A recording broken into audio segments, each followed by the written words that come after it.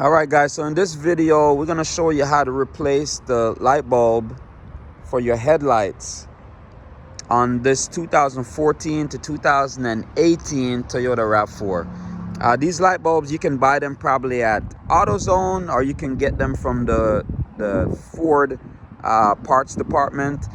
You shouldn't pay any more than probably 30 bucks for this, but let me show you how easy and simple it is to take off.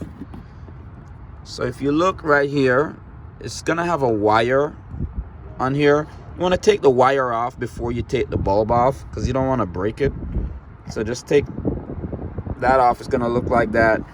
And then the bulb, you're gonna turn it towards you, just like that, and you're gonna see how it's gonna line up.